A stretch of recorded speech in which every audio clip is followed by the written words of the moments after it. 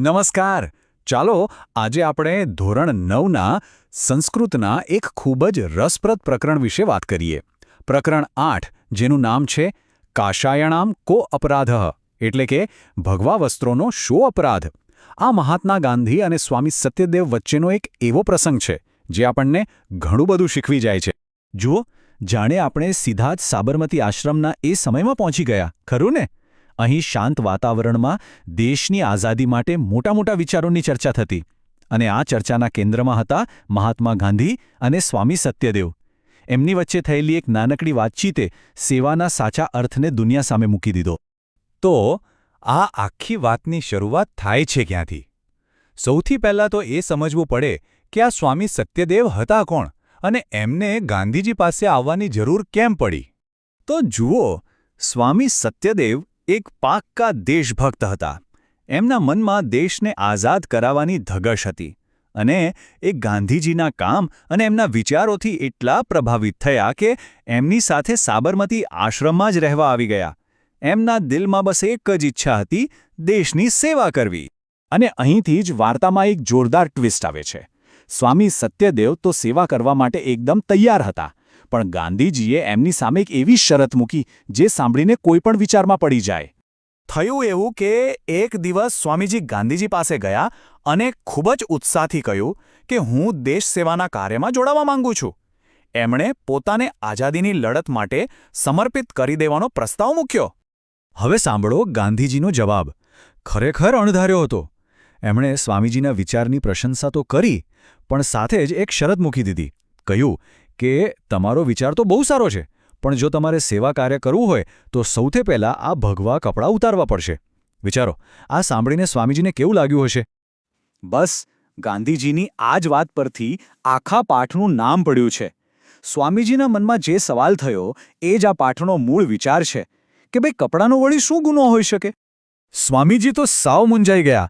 એમને થયું કે આ ભગવા વસ્ત્રો તો સંન્યાસ અને ત્યાગની નિશાની છે. એ સેવાના કામમાં ક્યાંથી નડતરરૂપ બને? એટલે એમને એકદમ સહેજતાથી ગાંધીજીને પૂછી લીધું, કાષાયણામ કો અપરાધઃ, આ ભગવા વસ્ત્રોનો એવો તે શું વાંક છે કે મારે એમને છોડવા પડે? અને ત્યારે ગાંધીજીએ બહુ જ શાંતિથી એક એવી ગજબની વાત સમજાવી જે આપણા બધા માટે સમજવા જેવી છે. એમણે કહ્યું કે સાચો સંન્યાસ કે સાચો ત્યાગ એ કપડાના રંગ પર આધાર નથી રાખતો, એ તો આપણા મનની અંદરના વિચારો સાથે જોડાયેલો છે. જુઓ, ગાંધીજીએ ત્યાગના બે પ્રકાર બતાવ્યા. એક છે બાહ્ય ત્યાગ, એટલે કે ખાલી ઉપરનો દેખાડો, જેમ કે ભગવા કપડાં પહેરી લેવા. આ તો ખાલી એક પ્રતીક છે. પણ બીજો અને જે ખરેખર જરૂરી છે એ છે આંતરિક ત્યાગ, એટલે કે આપણા મનમાંથી સ્વાર્થ, ગુસ્સો, લાલચ જેવા ખરાબ વિચારોને જળમૂળથી કાઢી નાખવા.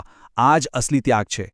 ગાંધીજીની આ વાત જેવી સ્વામીજીએ સાંભળી, એમના મગજમાં જાણે બત્તી થઈ ગઈ. એમને ધીમે ધીમે સેવાનો અને ત્યાગનો સાચો મતલબ સમજાવવા લાગ્યો. તો પછી સાચો ત્યાગ છે શું? ગાંધીજીના કહેવા મુજબ સાચો ત્યાગ એટલે મનમાંથી સ્વાર્થ, ગુસ્સો, મોહ, માયા આ બધી નકામી વસ્તુઓને કાઢીને ફેંકી દેવી અને કોઈ પણ સ્વાર્થ વગર લોકોની સેવામાં લાગી જવું. કપડાં બદલવાથી શું થાય? અસલી પરિવર્તન તો અંદરથી આવવું જોઈએ. બસ, પછી તો શું? ગાંધીજીની વાત સાંભળતા જ સ્વામીજીના મનની બધી ગડમથલ દૂર થઈ ગઈ. એમને આખો મુદ્દો બરાબર સમજાઈ ગયો. તેમણે તરત જ ભગવા વસ્ત્રોનો ત્યાગ કરવાનો નિર્ણય લીધો અને સાચા દિલથી સેવા કાર્ય કરવા માટે તૈયાર થઈ ગયા. તો આ આખા પ્રસંગ પરથી આપણને શું શીખવા મળ્યું?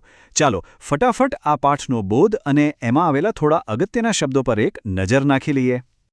આખી વાર્તાનો સાર બસ એટલો જ છે કે આપણે બહારથી કેવા દેખાઈએ છીએ, કેવા કપડાં પહેરીએ છીએ, એના કરતાં અનેક ગણું વધારે મહત્વનું એ છે કે આપણા મનમાં કેવા વિચારો છે અને આપણા દિલમાં સેવા કરવાની ભાવના કેટલી સાચી છે. સાચું કામ દેખાવથી નહીં, દિલથી થાય છે. ચાલો જરા શબ્દોનો પુનરાવર્તન કરી લઈએ. પહેલો શબ્દ છે સેવા કાર્યમ. એનો સીધો અર્થ છે સેવાનું કાર્ય. બીજો શબ્દ જે આખી વાર્તા જેના પર છે એ છે કાષાય વસ્ત્રાણી, એટલે કે ભગવા રંગના વસ્ત્રો. ત્રીજો મુખ્ય શબ્દ છે ત્યાગઃ, જેનો અર્થ થાય છે કોઈ વસ્તુને છોડી દેવી, ત્યાગ કરવો. અને છેલ્લો શબ્દ જે આપણા પાઠના શીર્ષકમાં છે અપરાધઃ, એટલે કે વાંક, ગુનો અથવા કોઈ ભૂલ. અને હવે અંતમાં એક સવાલ જે આપણે સૌએ પોતાની જાતને પૂછવાનો છે.